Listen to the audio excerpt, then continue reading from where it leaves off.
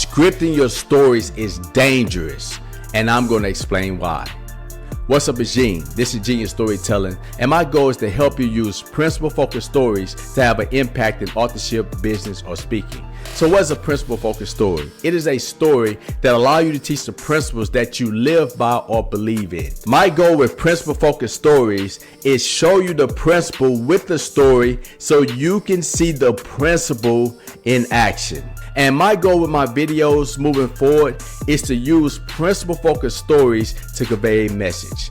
So this video, the principle that I will be teaching is that unscripted stories allow you to take advantage of unexpected opportunities. So years ago, when I first started my speaking journey, right, I finally got an opportunity to do something I've always wanted to do, and that's to speak at my former high school. Now, I'm going to show you some of the video of that speech itself, but let me kind of tell you the backstory. So when I get to my former high school, the principal that I had asked to come speak, she was there. And we was having a conversation as we was in the office, a fight broke out. Now, we're at an inner city school, so many things can happen in these type of schools. A fight break out, so she has to go out there, the police officers. Now, I'm supposed to speak at, I think, 10 a.m. that morning. So after they calmed everything down, it was already 10:30. So I thought to myself that they were just going to let me go from 11 a.m. to 12 p.m. because I was promised that I would have an hour to speak. Now, I had already spent the whole month preparing this keynote speech. I was ready to give it. I was on fire. I could not wait. So I go to the auditorium, and I was standing on the stage rehearsing my keynote speech in my mind. And then they started bringing the students in, and it was already 10:50. So then I started getting a little nervous, like, okay, what's going to happen? Am I going to still have an hour to speak? But I was not sure because it was taking those kids forever to get in the auditorium. So once they got over 1,000 students in the auditorium, it was already 11:15.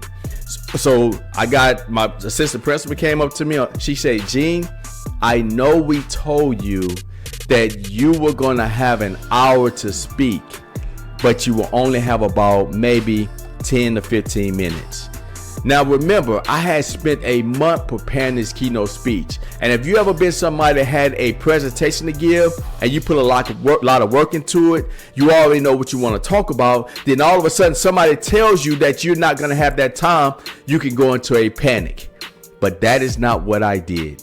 I got extremely excited because I had spent years unscripting my stories. So it was an opportunity for me to take advantage of this unexpected opportunity, right? So I'm standing on the stage and I'm thinking to myself right before they let me come on the stage, okay, what can I do to be able to tell a new keynote speech in about 10 to 15 minutes? So I came up with a great idea, and the story I'm going to show you guys is a story I never practiced. It's not a story I even thought about doing before I got there, but it was something I was able to do because I practiced unscripted stories, and I also have my inGENEious storytelling formula in my mind I can always use to be able to tell my stories. So I'm going to let you see me telling this story on stage in front of thousands of students, a story that I never even worked on. Check this out. When I came to Sterling High School, I'm gonna be very honest with y'all. I had attacked the coach. They really didn't want me here because I was a hothead, which you can imagine. But when I got here, I was walking the hallways, I was depressed all the time, I was angry. And one day I was skipping school. And when I was running down the hallway, our assistant principal ran to me and she said, Mr. Mosley, where you going? I said, I'm going to class. No, you skipping. Come here, you get to class, Mr. Mosley. But come here, I want you to do something for me. We got a guest speaker coming in here, Mr. Mosley, and you're pretty smart.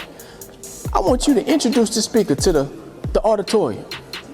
Now let me be honest with you all. I said yes to this, and to this day, I do not know why I said yes to this.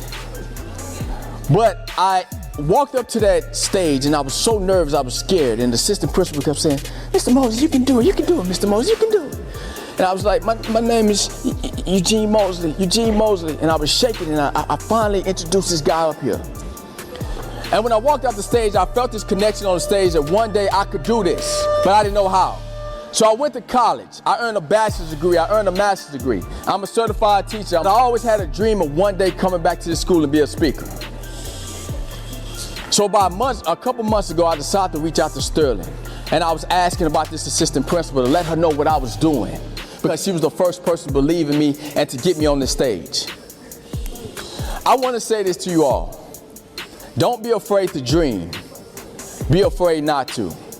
Because when you don't dream, you just go through life without no destination. I know y'all can understand this here at Sterling Aviation School. But this assistant principal believed in me, and I talked to her on the phone. I say, you know, how you doing, ma'am? I'm a speaker now. And she said, would you like to come up to the school and speak to the students? I said, yes, ma'am. That assistant principal that believed in me is the assistant principal that believed in everybody else in here. And because that person believed in me, I'm standing on this stage as a valuable success story. And that person was Miss Johnson. Johnson, come on up there, man.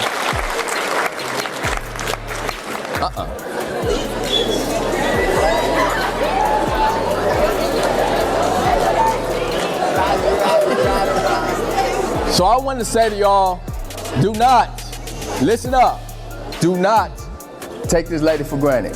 She showed a lot of compassion to me. She believed in me, and that's why I'm here. Thank you. Thank you. All right, let's give Ms. Mosley a round of applause. We really appreciate it. Brother Mosley, I need you all to remember that despite whatever the circumstances may be, despite, I hear somebody still talking, despite what anybody may say, the possibilities are there. The possibilities are there. As you can see, I was able to tell that story with confidence, and you would think that I had been working on it every day, but that was the first time I ever told that story. You see, because I had practice using unscripted stories, it allowed me to take advantage of an unexpected opportunity. So when you're trying to enhance your storytelling skills, you have to remember that scripting your stories are dangerous, because when you do this, you become tied to the story. You don't have ways that you can pivot from the story if you get an unexpected opportunity. And if you cannot pivot from that story, what's going to happen is you're going to be afraid when you get some news that you don't have enough time to present, or you get on the stage and the story that you're going to use is not connected with the audience, and you're not able to pivot from the story because you have scripted it. So I want to encourage you, do not script your stories. Instead, practice doing unscripted stories, because they will allow you to take advantage of unexpected opportunities.